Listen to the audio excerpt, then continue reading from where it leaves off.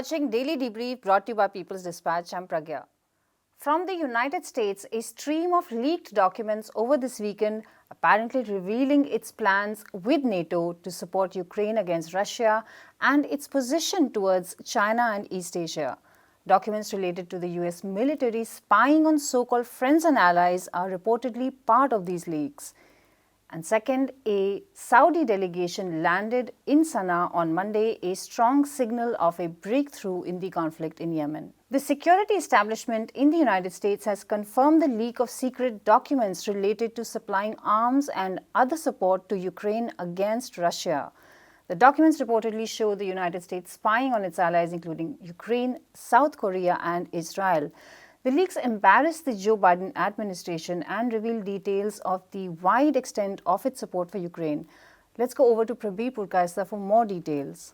Prabir, good to have you on the show again. Prabir, what is the relevance of the leaked documents, and can you also sort of put it in the context of the claims from every side, virtually every side, trying to paint the documents as unreliable? What is so explosive about them that everyone is sort of trying to deny that they are true? Well, interestingly enough, the Washington Post latest report that we have, that seems to accept the reliability of the documents. It's not one document, it's a set of documents which have been released. By whom, we don't know. It's completely unclear at this stage where or who the leak is. But the Washington Post report, which is a long one, seems to indicate that most of the information given here is not even being contested. The only thing that is being contested on the reliability issue is the argument that in one earlier version, there's a different figure of the casualties on the Russian side, casualties, killed in action, whatever we want to see. And then a later version has a different number. So therefore, somebody has tinkered with this. But that's only a very small element of the whole exercise. And I don't know to what extent we could take even the figures, either of the figures, later or earlier, or whatever figures have been circulated by the US agencies, US government, the British, the Ukrainians, all of that seriously. So that's a very minor detail of it. The real issue, which is of concern to the Pentagon, to the Defense Department of the United States, is what are the kind of systems that have been used by the United States in the war in Ukraine, and also the kind of details that is there, which I don't think we have seen in public anywhere. So let's start with the more important, shall we say, what worries or bothers the United States and Ukraine is the fact that there is a National Reconnaissance Office, which is attached to the Defense Intelligence Agency, which has a bunch of satellites in the sky, which essentially do radio wave, electromagnetic spectrum using satellites. Okay, they monitor what's happening on the ground using satellites, and we now know they have been integrated in the war effort in Ukraine, in the sense what is being guiding the strikes that, for instance, the HIMARS make, the artillery strikes, other strikes that Ukraine has been governed deeply by the Reconnaissance Organization Office, whatever it's called, the satellite imagery that is being used, the radio information that is radio wave information that is used, and it also helps to guide, particularly if you have guided munitions, you can also use it to guide it to the target. All of this whole picture is available in these documents. So this is certainly public affirmation that the NATO, particularly the US, has been fully integrated to the war effort that's going on in Ukraine. It has been guiding Ukraine's forces. It has been doing what is called an integrated war theater management. That means in real time, You can see what the enemy is doing, what you are doing. You help to guide the strikes. You help to plan what should be struck, when it should be struck. So this whole theater integration in real time, which is what the modern warfare is all about, is something that becomes clear from these documents. And that, I think, is something which the United States is very unhappy about. This kind of details can't be faked because it's really too much of information. And to make a consistent fakery at this level, fake documents at this level, is really almost impossible. There are really a huge number of things which are available here. And all of it, therefore, gives the impression that they're very upset that this information has become public. And that, though it is not of the scale, for instance, of the Snowden leak or Chelsea Manning's leaks earlier, the WikiLeaks, how it really hit the public eye. It is on a scale which has similar significance, shall I say, though not of that scale. The significance is battle room, that is, the battle room is being controlled by, in Ukraine, is being controlled by the United States and the NATO forces. From where is a different issue, but certainly this is one clear indication we get. The second is something which I don't know to what extent we should take that seriously. It indicates that the Americans knew about what the Russians were going to do. Therefore, the argument that they have penetrated the Russian defense institutions and therefore they have real-time information through the kind of spy contacts they have, what Russia is going to do. To that extent, whether it is true or not, we don't know. But, at the end of it, whatever each side is planning is not hidden from the eyes in the skies. So in any case, given the amount of signal information that each side collects, there is nothing secret to each other what they're doing. It's only the public leakage, that becoming public to the details that it is, means it then goes back to the country who is doing it and how damaging is it for them. That's a real issue. And in this case, I suspect the damage really is that in public eye, at least now we know that this war is being conducted really by the United States and NATO, and they're fully integrated in the military operations in Ukraine. That is now clear. Of course, the issue of how many have been killed on each side, I'm going to leave that aside because, okay, they will never have a confirmation of any of this till the war is probably over. So that's something for the future. But the other part, which is what has made Ukraine very upset, is the state of its weaponry, how much shells they're able to fire, what are the tanks they have, what are the armed support they have in terms of armored vehicles.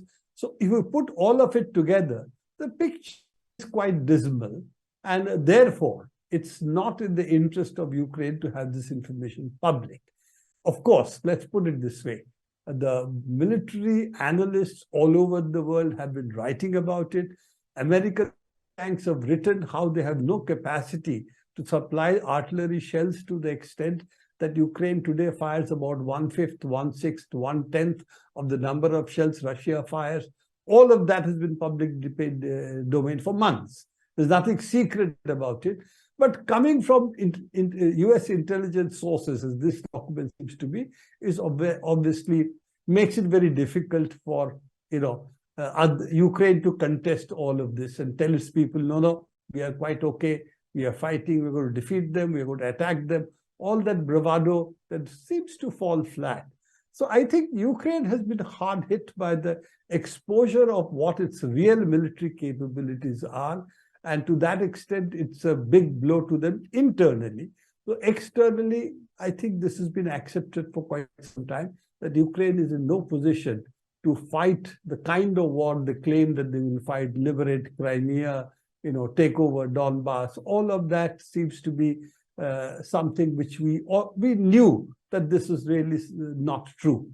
But tenth of the weakness of Ukraine, the kind of details that has come here, makes it more difficult for it to hide this from its own people. Right. I think those are some of the issues that are there. There's a large tranche of equipment and documents which are available. So this is not something which we can analyze very quickly. But yes, Right. this is, I think, the main things that I can think of. The documents also include claims that the United States was spying on some of its allies, South Korean officials, for example, saying that, look, we are under pressure. So, what does it say? That the United States is nobody's friend? Is that what we learned? The question about friends spying on each other is a separate issue. But it is interesting what are the kind of documents which have been leaked. One set of documents are documents which went to what would be called the Five Eyes. One Right. set of documents went to Five Eyes plus the NATO allies. And there is a bunch of documents who, according to people who understand this terminology, had a certain number of letters which indicated it is not for foreign intelligence agencies, foreign Right. officials. It's Right. only for American intelligence officials, American security officials, and not for outside eyes. So this, if we take that for granted, there is always some spying that friendly countries do on each other. We know from the Snowden revelations earlier that they were spying, the United States was spying on Angela Merkel, for example.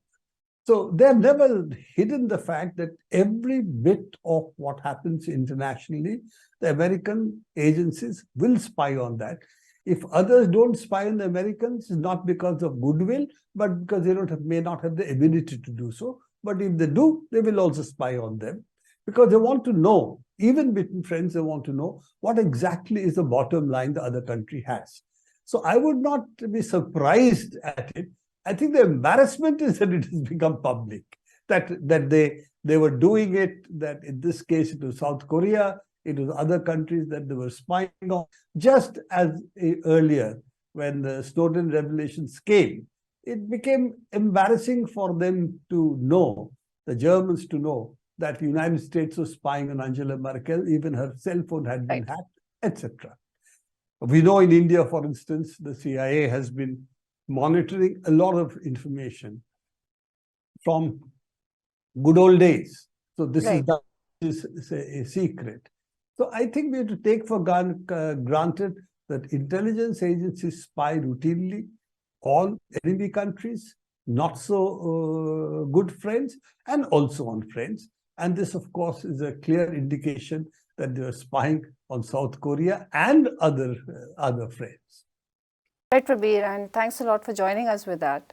The likelihood of an end to the years-long conflict in Yemen has grown stronger with a Saudi delegation for negotiations landing in Sana'a. The delegation met with the members of the Houthi militia and with the head of the Ansar Allah group. An Omani delegation was in Sana'a as well.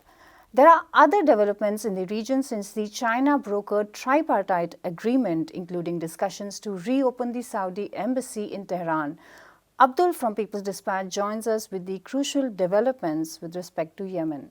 Abdul, what is the significance of this delegation from Saudi visiting Sana'a? What are the aims and objectives? Well, it seems that the peace talk between the Houthis and Saudi Arabia is gaining pace, primarily because this is for the first time after a very long gap that the Saudi delegation, official Saudi delegation, is visiting Sana'a, which is basically under the control of the Houthis. So that has a significant in itself. The second thing is, of course, this is a peace talk which is basically mediated by the Omanis, and Omani delegation was part of the official Saudi delegation.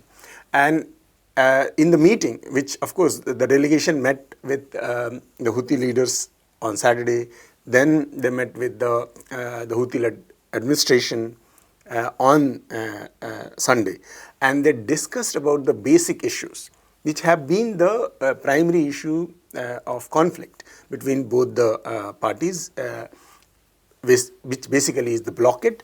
The Saudi Arabia imposed blockade on Yemen, which has been responsible for the massive humanitarian crisis in Yemen.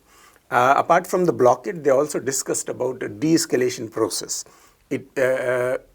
talking about how the withdrawal of the military is one of the primary condition, and the foreign troops from the country is the primary condition for any further negotiation.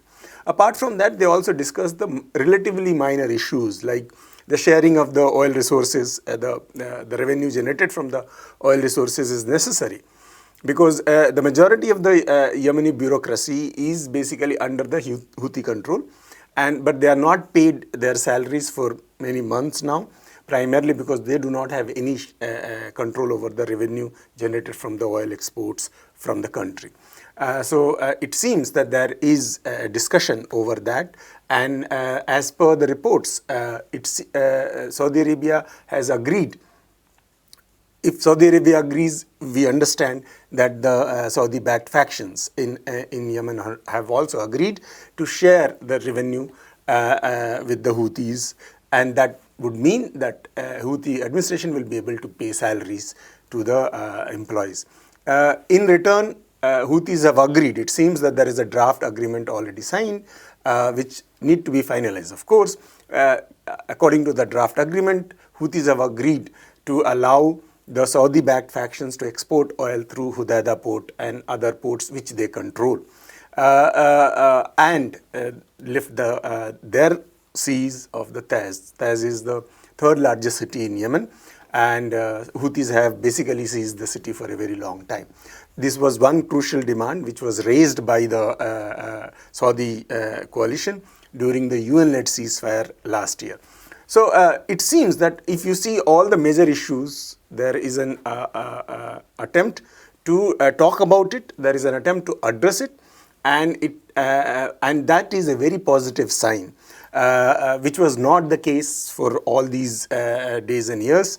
If you see the ceasefire, as we discussed before, basically did not work in last October, primarily because of the disagreements over these crucial issues.